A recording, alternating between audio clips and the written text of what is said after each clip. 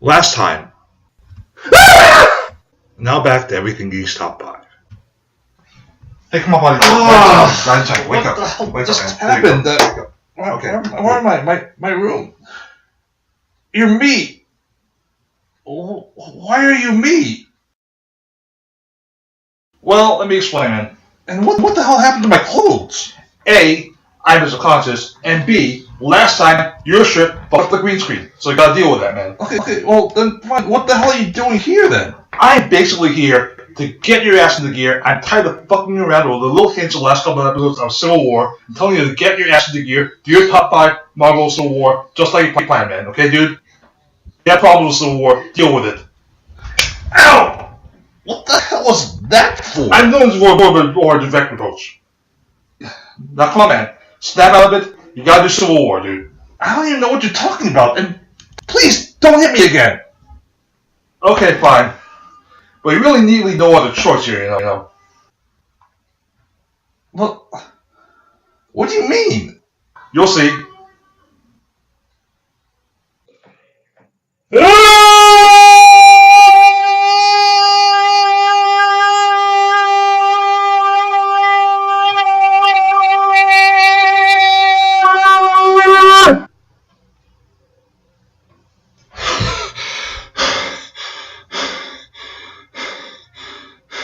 God damn it!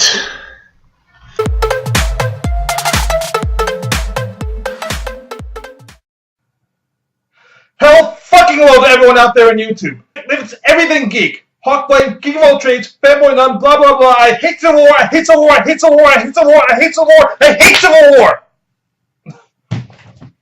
Damn!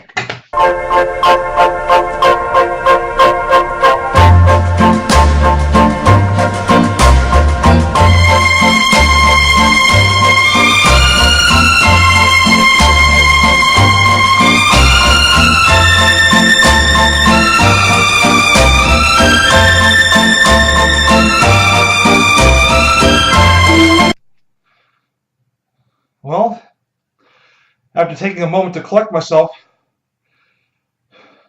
and a possible summons from the police,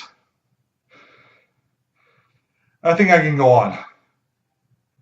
Welcome everyone to another episode of Top 5. I am not a fan of Marvel Civil War. And you know what? Fuck the green screen. Yeah, I said it. I don't give a shit about the green screen. I'm gonna do this right now. I'm too angry. I think it's poorly conceived, poorly written, and overall, something that should have never happened in the first place. The comic, that is. The movie actually looks pretty cool, based on the trailers at least. The film, for one thing, seems to fix a lot of the issues I have with the comics, which pisses me off about the comics even more, since they shouldn't even have been promised to begin with. But the movie is neither here nor there. I'm not here to talk about the movie. I'm here to talk about the comics because apparently angry self-flagellation gets a lot of views on YouTube. Also, I'm only doing the 7 main issues because, well, there's only so much shit I can take.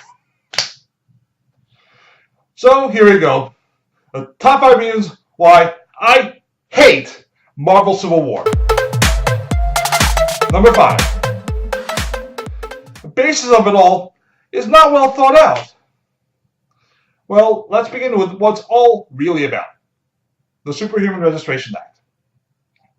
But what is the SRA? I mean, what's in it? Does everyone with the powers just have to get registered? What about costume heroes who don't have powers like Hawkeye? Is it really just about the costume? If someone performs a citizen's arrest while wearing multicolored spandex, does that person need to be registered or get hauled off to jail? What if you assault someone and depends on someone else's life? This may seem like a relatively minor thing, but you need to know this in order to understand the character's perspective on the act itself. Who's right? Who's wrong? Without it, it becomes not about the act itself, or whether that's right or wrong, but really about the principle of registration itself. Also, I gotta say, it's kind of odd for a company that prides itself on realism is so vague and clear without forethought in legislation like this. Here at Marvel, we're going to do a serious and grounded and relatable political parable about the Patriot Act with the Superhuman Registration versus the loss of civil liberty. Great. So, what's in the act? Next question. So if someone stops a rapist while wearing a pair of tights, they'll get arrested? Look, superhero fight, superhero fight. Bottom line is, you can't have something like this without the basic ideas really settled down. Number 4, bad political metaphor, as I mentioned earlier. The SRA and the whole argument around it was supposed to be inspired by the real-life Patriot Act and the loss of civil liberties it meant for U.S. citizens in exchange for supposedly greater security. Now, I have no problem with political messages in my comics, but if you're going to do it, be smart about it. Be thorough in your execution of it all. With the Patriot Act argument, the choice is not between police state and no security whatsoever, but that's what the two sides seem to be advocating here, at least in this parable. Two crazy extremes. Not once does anyone say, hey, registration is cool, but can we have it not based on a completely nebulous law that somehow makes being good Samaritans into a felony? The whole thing is, again, based on some tenets that don't really hold up that well. If it's supposed to be inspired by the Patriot Act debate, let it be that. Not to mention, if you're doing the SRA as the Patriot Act, well, you know that the Patriot Act doesn't have a whole lot of fans. And so you're not really doing the preparation of being fair and balanced any favors here. Speaking of which, number 3, characterization problems. Now this is where I disagree a little bit with other critics of Civil War. See, a lot of them talk about how clearly slanted this was against Tony Stark and the pro-registration side, how his whole argument was reduced to a straw man, how he was turned into a civil liberties crushing asshole, and Mark Millar, amazingly enough, says in response to these critics that his portrayal of both sides in the storyline was completely balanced. And you know what? Crazy thing is, I believe him. Not that Tony Stark isn't a civil liberties trampling asshole here, because he is, but in Civil War, everyone's an asshole. On one hand, granted, you have Tony Stark, and also Reed Richards and Hank Pym on the pro-red side. They've done some pretty shitty things, mind you. Using the Thunderbolts, super villains, mind you, to round up the other supers, imprisoning their former allies in the negative zone, the whole Thor clone crap, of course the death of Goliath, all something directly from these actions. Reed Richards feeling completely detached from any sense of humanity whatsoever in the entire series. The arguments have been heard before. The pro-red side is... But you know what? Cap's side doesn't look much better. Cap could have been the reasonable person. Cap could have been like, hey, some oversight and transparency would be a pretty good idea in principle, but I kind of don't trust the way you guys at S.H.I.E.L.D. are handling it, especially with your guns waving in my face. But no, at no point is any reasonable alternative offered. Based on what we see here, he and any other supes on his side are against the very idea of any kind of registration. Why? Yep, they want to avoid any kind of public oversight, transparency, or accountability because of tradition. Seriously, that's their only defense. That's their entire defense. And if you want to argue that Cap doesn't go along with it because he doesn't trust an organization like S.H.I.E.L.D. with that kind of information, and I frankly would kind of agree with him on that point, because, well, who's more trustworthy than people who threaten you at gunpoint? Well, it's bullshit, because none of that was explained in the main series. So either way, whether it's shitty writing A, bad characterization, or shitty writing B, extra canon explanation, it's still shitty writing. Oh, and by the way, nice move here, Cap. Nice move. Very honorable. Number 2. Contrivance. It's kind of hard to put this in a 1 to 3 word title, so I'll try to basically explain what I mean by this.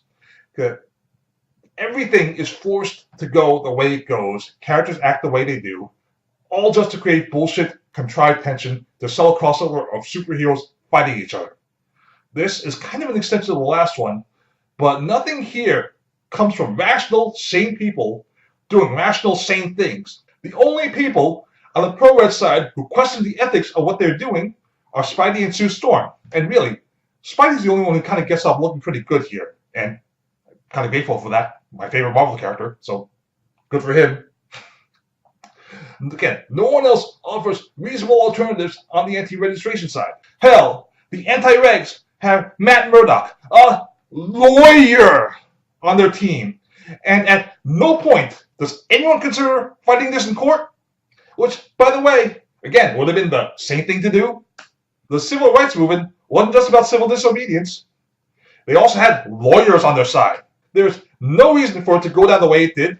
No reason for Maria Hill to antagonize Cap at gunpoint. No reason for Tony Stark's heavy-handed Gestapo tactics. No reason for Cap to support his flimsy excuse for resisting the law or to turn on his friend so quickly. Marvel pretends this is about relevant political allegory, when it's all really about bullshit contrivance to see superheroes beating the crap out of each other. Number one. This is really the big one for me, the one where it all falls apart. It has to do with the suspension of disbelief and the nature of reality in comic books. The whole idea just falls flat on its face if you examine it too closely. There are some things as comics fans that you just kind of have to accept. Things that don't really hold up under. For instance, underage sidekicks, particularly those without powers. Robin, Bucky, so on. It's just a conceit that we as comics fans accept that we can go along with it without really thinking about it. But if we did, wait, so Batman is sending a teenage boy to deal with rapists and gang members and multiple murders and psychopaths. Well, that sounds kind of insane, doesn't it? Not only does it sound insane, but it is completely indefensible if you really think about it. You see, that's why we don't think about it. Suspension of disbelief, one of those things in comics that we just sort of accept and gloss over. Same thing with superhero registration. Having some kind of oversight and accountability for superhero activity sounds like a really good idea. Totally reasonable. And the other idea, we should have the freedom to do whatever the hell we want without any kind of accountability or oversight, because tradition? It sounds completely indefensible, yet Civil War is treating it like it's a totally reasonable thing to do.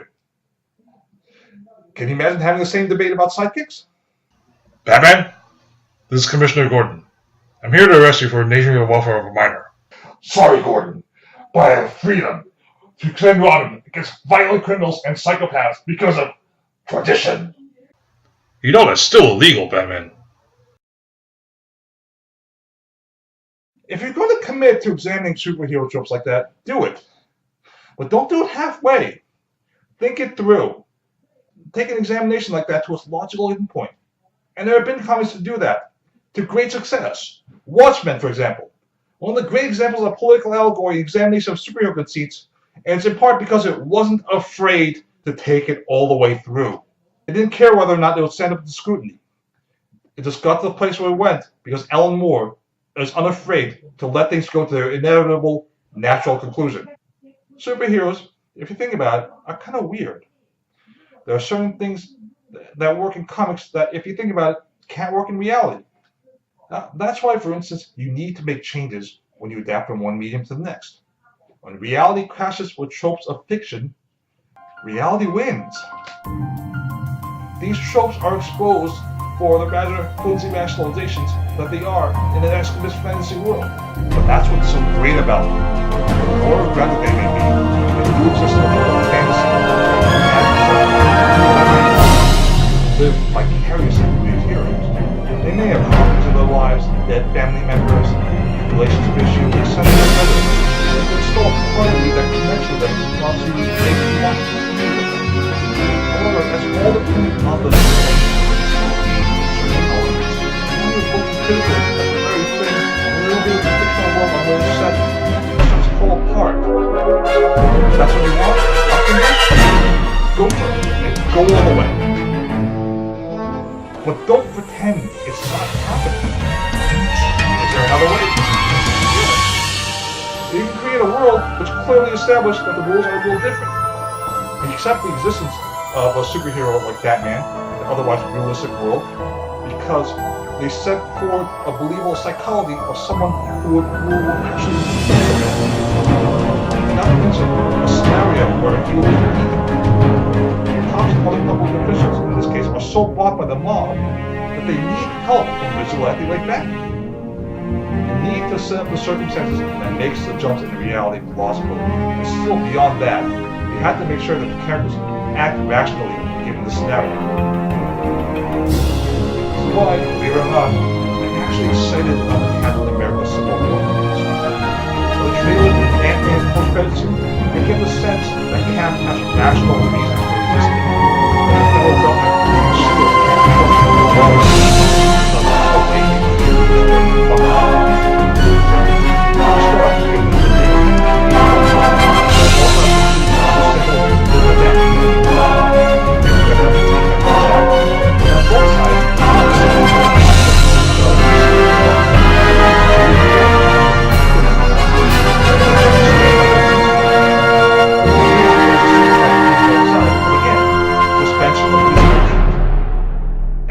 if they act like irrational jerkwads, well, that exposes the whole thing for the shameless money grab that it is. Anyway, that's my top 5 reasons for why I hate Marvel Civil War.